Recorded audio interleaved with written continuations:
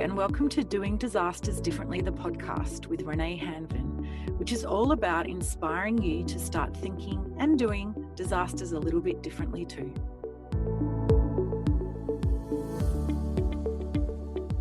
In this episode, I'm talking with Mark Duckworth from the Centre for Resilient and Inclusive Societies at Deakin University, and we're talking about top-down disaster resilience doesn't work.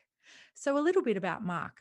Mark is a Senior Research Fellow at the Alfred Deakin Institute for Citizenship and Globalisation at Deakin University, working in the Centre for Resilient and Inclusive Societies, or CRIS. Before taking up this appointment in 2019, Mark held many senior executive roles in government, including as Executive Director of Governance, Security and Intergovernmental Relations and as Chief Resilience Officer in the Victorian Department of Premier and Cabinet. He was also the Executive Director of the Emergency Management Division of the Victorian Department of Economic Development, Jobs, Transport and Resources.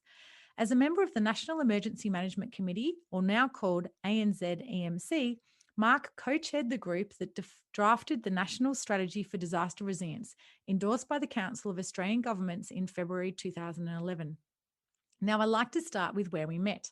So I first heard Mark present at a leadership course I participated in about a decade ago, and I was really interested in his approach to the disaster space because it was different to many others in that he had a strategic and a holistic view. Mark kindly accepted my coffee invitation, and over the years since, we've had many conversations about disasters and resilience, mainly with a transportation lens given his previous role at the Department of Economic Development, Jobs, Transportation and Resources in the Victorian Government.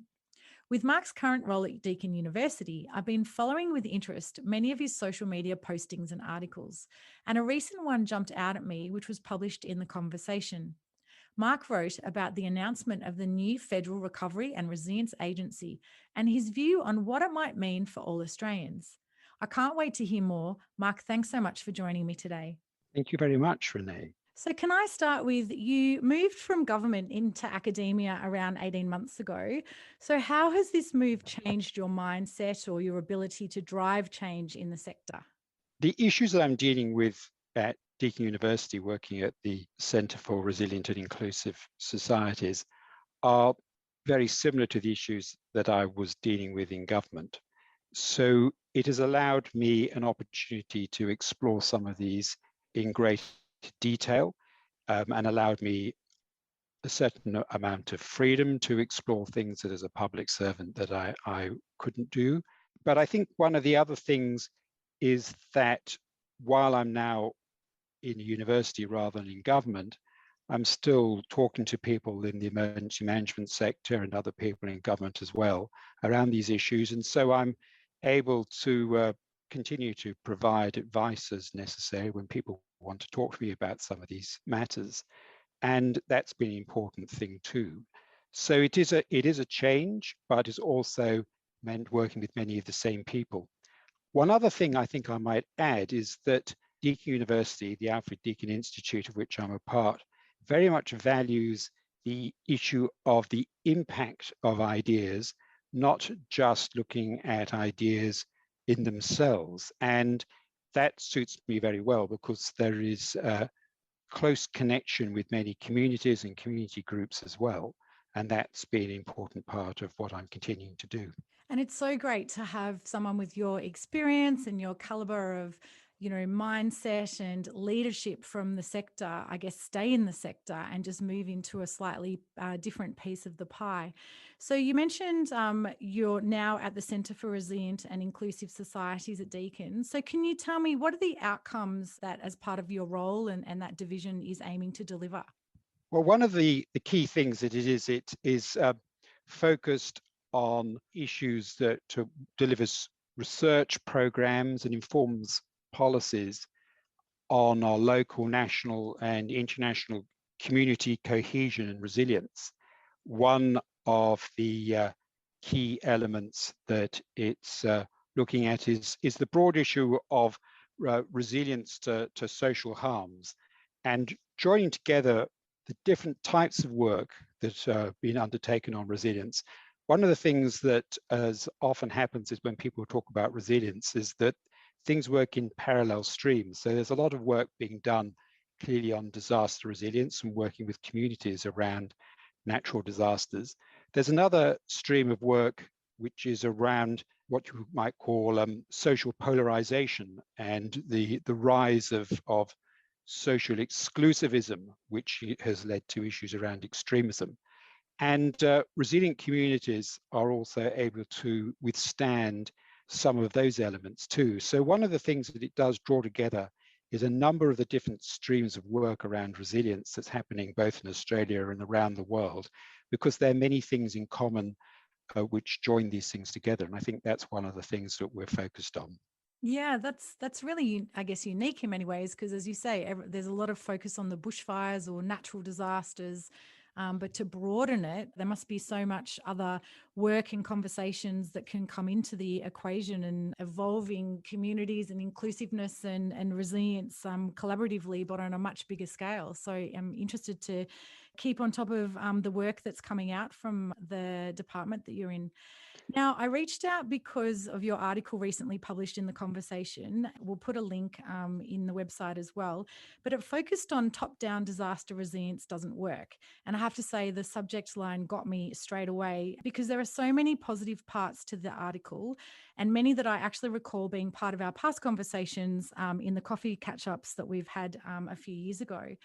So can we just start the new agency? To me, it's so great that there's now a national focus on recovery and resilience. And my first question, should resilience be before recovery in the title? Well, I think the thing is that resilience should underline and support everything that's been done right across emergency management. Because one of the things that we do know is that resilient communities are more likely to cope with shocks and stresses and also recover more quickly. So you have to build resilience first or help communities to become more resilient. So I think there is some reason why resilience should come first in the title. I think one of the things you often find is that there is a focus often in government on action, and resilience is sometimes seen as slightly abstract. So I think that's probably one of the reasons recovery comes first. And we see in other agencies that some of these issues around like response and so on are given a lot of emphasis. But certainly resilience is actually the thing that underlines and supports all the other pieces of work. Yeah, I agree. That's really interesting because I guess the recovery is what we've done so much of because, again, I think there's statistics around 97% or so is on recovery. And I guess resilience is the new kind of kid on the block. So we've got to get our heads around it and also drive the mindset and the leadership and the cultural change to be that resilience thinking approaches and doing approaches. Whereas, as you rightly say, the recovery is that kind of tangible, operational. It's what we've done and it's what we move to. So, yeah, I was just when I saw the announcement again, so excited to have this new federal cohort. I was just a bit surprised with the name, but I guess there's a lot more that can be done from just a name. Now, about a decade ago, the notion of shared responsibility was developed under the National Disaster Resilience Strategy. And the sector very much uses this as their sort of focus on resilience. So do you think resilience is now a buzzword, or do you think resilience really should become or will become, I guess, a capability? Well, it should become a capability, but I think one of the things that has happened is that people understand what resilience is. 10 years ago, when the National Strategy for Disaster Resilience came out, I think a lot of people were not sure what this actually meant. It has been understood and embraced and adopted in a lot of the language and policies around emergency management. And so that's a good step. But as you say, embedded in the idea is the issue of shared responsibility between government, communities, business, non-government organizations, everybody. And as while shared responsibilities does not mean equal responsibility, I think that sometimes this issue has been forgotten. One of the things that I know that a lot of people talk about is whether in the last 10 years we speak a lot about resiliency, and yet some of the action by governments and others may have created greater dependency, because the thing is that both governments and people often look to governments in times of disaster, and that's fully understandable. And yet in between disasters, that is the time when we should be focusing on resilience building. And there probably has not been sufficient emphasis on that, not just recently, but over many years. Connected to that is the issue which we talk a lot about, and this new agency has some money for this, is around disaster mitigation. It's now 20 years since the Council of Australian Governments was alarmed by the amount that disasters was costing Australia each year. Back then, the figure was put about 1.4 billion a year. Now it's much greater than that now. And while there were reports commissioned and there has been money put into mitigation, it's still one of the issues that is underdone, in my view, that the $600 million which has been added but with this new agency by the Commonwealth Government is very, very welcome and will do a lot of good. But when you think of the tens of billions of dollars which natural disasters have cost Australia over the last couple of decades, then it seems to be quite small in comparison. And I think that's one of the other things which is linked to your point about resilience should come first, is it's linked to this, is that we should put more emphasis on the preparedness, on mitigation, on resilience, and then we won't have to put so many resources during and after a disaster because we're better prepared for it. Absolutely 100% agree with that. And I think, or you said in the article that resilience is about changing the relationships between communities and government, and the words you just noted about it's potentially moved into more of a dependency role. I find I've been on some public-private partnership working groups and networks, and there is that, I guess, national focus on community-led recovery and community-led resilience and preparedness, etc. But then I don't know if we're really setting communities up to be able to do that. So in the article when you mentioned resilience is about changing the relationships between communities and governments, like how do we do that? I mean, I probably don't need to ask why is it needed, but like how is that done? One of the things that not only in emergency management, but in a whole lot of governments has been a focus over the last 20, 25 years is what has been called broadly the collaborative state. The idea here is that communities and governments and whole nations work better if there are partnerships between government and communities. And a lot of work's been done to create ideas around co-design between governments and communities. And this means it's not that just that governments consult better, but they actually work in partnership with communities. And so it's not just a question of governments consulting and then delivering particular programs, but for them to actually really be shared and for there being a different approach. Now, there are a number of reasons why this has not been embedded in a systemic way as it could have done, but it's certainly governments are better at doing this than they used to be. But I think that that's one of the changes that we are really looking at, is that there is this other way of working. There really needs to be more focused on that. And I think one of the problems is that we, in emergency management and elsewhere, we probably don't train people enough to undertake this work. How do you work with communities? And people bring their old mindset, which is often not working with communities in the way that communities actually want. Yeah, it's an interesting piece of the pie. So a lot of the work we do is about collaborative co-design. So very much about bringing multi-stakeholders together. And I often use the word, which again, my background is stakeholder engagement, that we connect as people first and stakeholders second. And I think that's probably partly what's missing in the conversations as well, because the emergency management sector, from my experience, it's very siloed focused. It's I have my role, I have my part, and I don't sort of go out of it. I just deliver my outputs.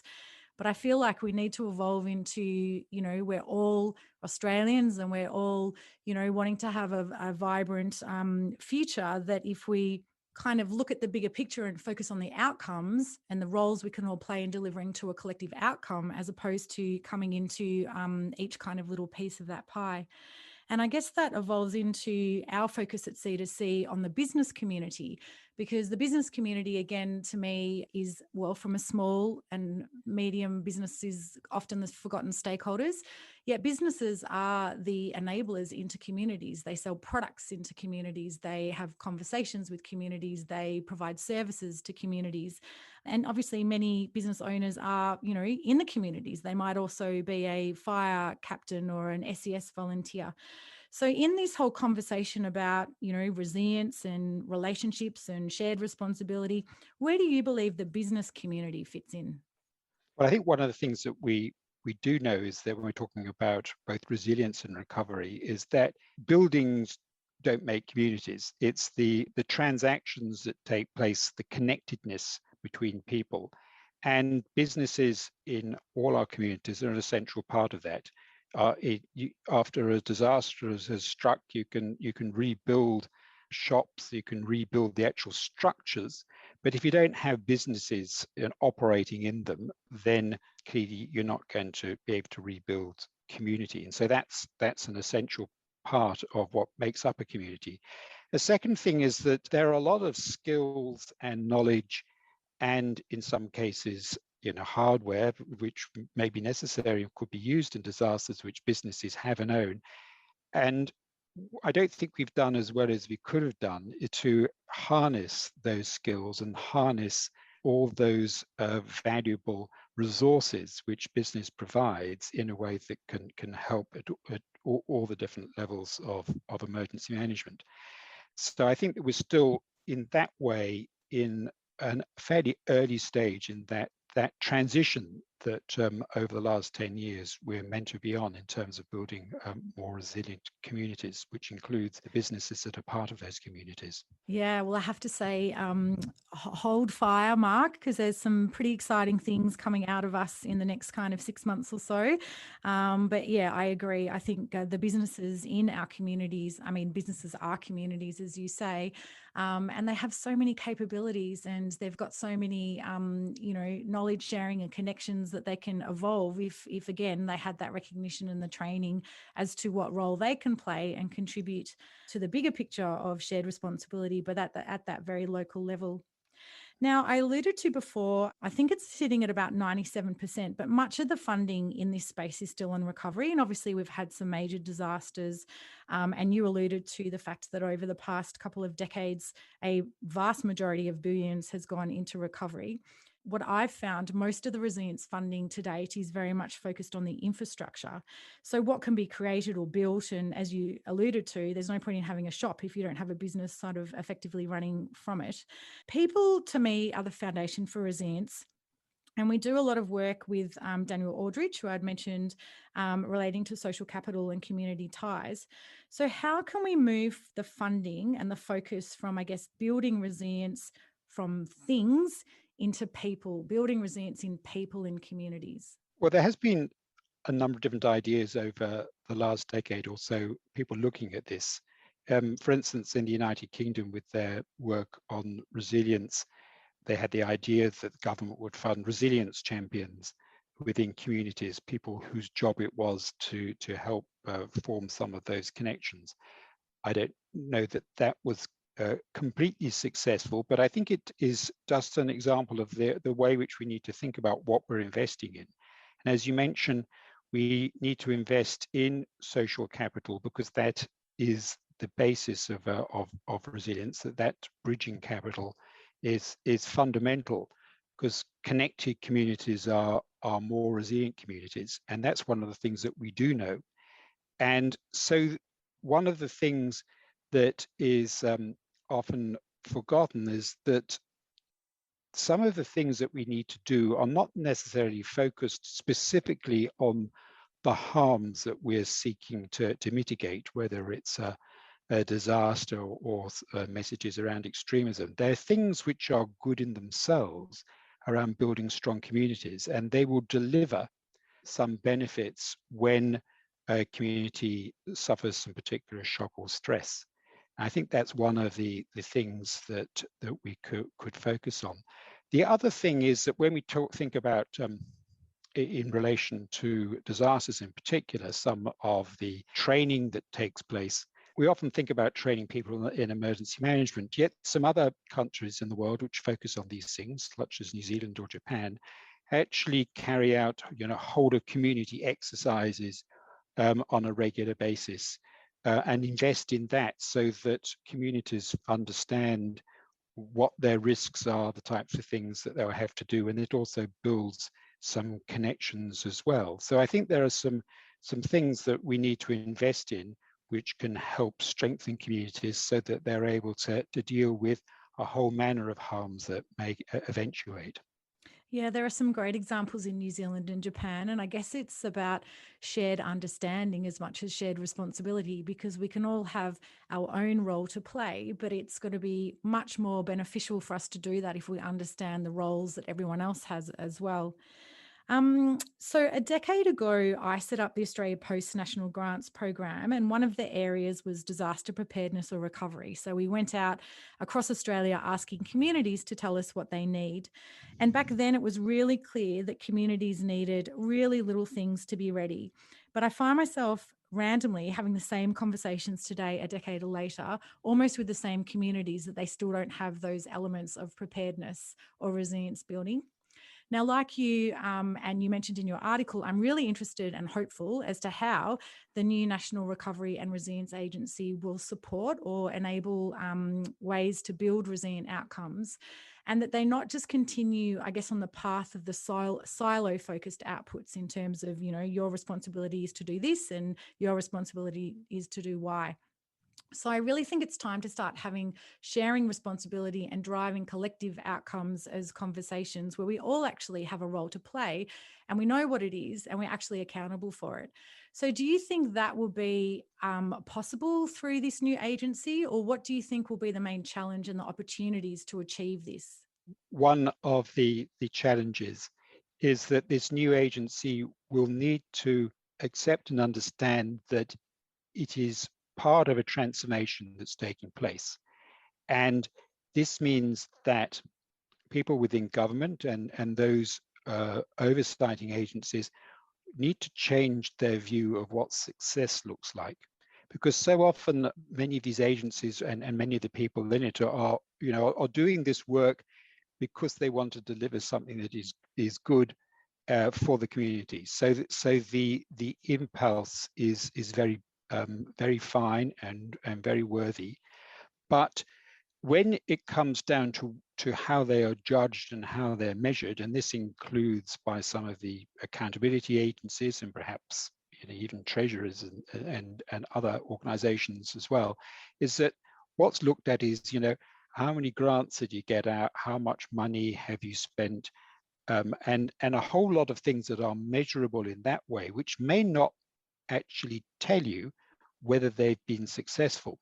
Because one of the things, as I mentioned, which is fundamental to the success, not only of this agency, but all government agencies working in this space, is the issue around trust.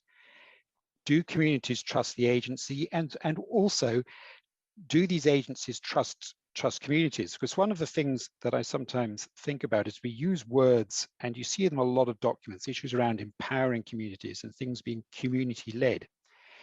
But empowerment and giving people agency requires governments to actually give up some power and being willing to trust communities enough to give up some of the control and handing it over to communities. Now, governments clearly and government agencies clearly have to be accountable for the way money is spent. So I certainly agree with that. But I think we need to come up and be fairly imaginative about how we do this and not just rely on some of the old structures and ways of doing things. It's not just the same as a contract for building a road or building something. If you're engaged in community building, it's actually a slightly different thing. And I think some of the mechanisms we have both for delivering this and for measuring what success looks like need to be updated. You're so right. And it's interesting. We've actually just won 3 grants from the Resilience and Recovery Grants in New South Wales, and we'll be implementing some really exciting projects across the 3 regions, North, South, and the Blue Mountains, to support business community resilience. And we would not have had a look in a grant program before, because again, it's all about, as you say, infrastructure, or it's got the set guidelines. But it's really exciting that some of the grant programs are evolving into more, I guess, innovative initiatives that are social capital building and people focused. But you're 100% right too, in the sense that I find that the majority is output focused, i.e., how much money can we give out via how many programs of grants. And we're actually talking to communities at the moment who have gone from grant writing fatigue to grant delivery overwhelm, because now they've been awarded millions or lots and lots of money for projects, and they are quite overwhelmed in terms of, well, who's going to deliver them and how are we going to deliver them. And now they've got so many people coming to deliver programs in the communities that, of course, they want and many need, but it's not necessarily actually delivering to the outcome that's needed in the community. It's just, again, responding to kind of the process of the outputs. Now, you asked in the article about the success, and I guess how the success of the new federal government will measure itself. And you just mentioned before, in the sense of, like government grants and measuring grant programs, etc. What other ways do you think that they could measure the success? And again, I think more about that holistic kind of community-led outcome. I mean, how are they going to measure that? The thing is that there needs to be more focus on partnering with communities, and one of the key elements of success is not, as you said, not just these outputs, but on the extent to which a government and a community or a not-for-profit organization have worked together. And there needs to be ways of actually focusing on those links and measuring what those links are and that they've happened. I think the other thing is there's work around the world, in Australia and Canada and other places, looking at how one might actually measure resilient and what are the features of resilient communities. And there used to be a lot of work done, and some of it continues in Victoria, for instance, with Vic Health, looking at some of the indicators of community strength. So these are the types of things that we need to be looking at, so that those are the things which, if we want something which is a bit more tangible, those are the types of measures that we need to look at rolling out and exploring, rather than some of the more traditional measures, of which are easily reduced to numbers. And I think one of the other key things is really about when you're looking at how can you look at measure empowerment. That's sometimes difficult to do, but I think it's important that governments and their working with communities are transparent in sharing and information flows and planning processes, and so that we can in fact better understand how trust flows between communities, between individuals and communities, and between government and communities and community and government. And it is possible to understand and measure those elements of trust through surveys and other work. So it requires using some of the other methods that exist in analysis of social structures, and using them as ways of measuring, because those are the things that you want to shift. And the other key element is actually the time element. If you say it's not just a question of what you do over 12 months, and I know that one of the things after disasters that is often mentioned is that the timeline that some government agencies have are often quite quick. In 12 months we want to do this, this, and this. But especially when we're talking about recovery, communities may take longer to go through these stages than actually fits the government timetable. And we need to understand that quick recovery doesn't mean good recovery. And I think that's one of the other elements too, is we need to change what those expectations are, because the government timetable and the community timetable may not align. And if we are to get some real change and some both real recovery and also some work in creating more resilient communities, then it may need to follow a different timetable to one that the government program has set out. Yeah, I guess going back to that sort of needs-led recovery and pace, which is, again, not the process or the system that's sort of been set up for now. Gosh, I could literally listen to you all day. Mark, my final question is always the same. Can I ask you, and I'm pretty excited about or interested in what you're going to say here, what would be the two things that you'd like to be done differently in the disaster space? Well, one, to emphasize something I was saying before, is about training. There are not enough people in Australia trained in emergency management, especially given that we know that disasters are going to happen more frequently and with greater intensity. There's some good training that takes place, but it's ad hoc, and it doesn't necessarily train people about all the things that are necessary, so that we have people working who are very good at understanding, the phases of response and recovery in a theoretical point of view, but they're not trained around how you engage with communities, how you communicate with communities. And I think that is one of the key things. And linked to that is recognizing that communities are an asset and not a problem. And I think very often we see that there's a focus on a community that has had a disaster happen to it, or which has a number of issues it needs to deal with as a problem to be solved. And we really need to really see and understand that the talents, the skills, and the experience and the knowledge which exist in communities, in community organizations and businesses really need to be understood and used, that they fully become partners in this work. I love that communities are assets. I think it's a whole different, just a different way of looking at it, but it's so positive in terms of what we're all trying to, move towards in terms of building resilient communities, because they are assets. And you're so right. We should be looking at them as that and building them up to succeed. Mark, I could literally talk to you all day, and given if we weren't in a beautiful Victorian lockdown, no doubt we would be sharing a face-to-face coffee, and we might need to catch up for another one soon. But in this episode, I've been talking with Mark Duckworth. He's the Senior Research Fellow at the Centre for Resilient and Inclusive Societies at the Alfred Deakin Institute for Citizenship and Globalisation at Deakin University. And we've been talking about top-down disaster resilience doesn't work. Mark, thanks so much for joining me today.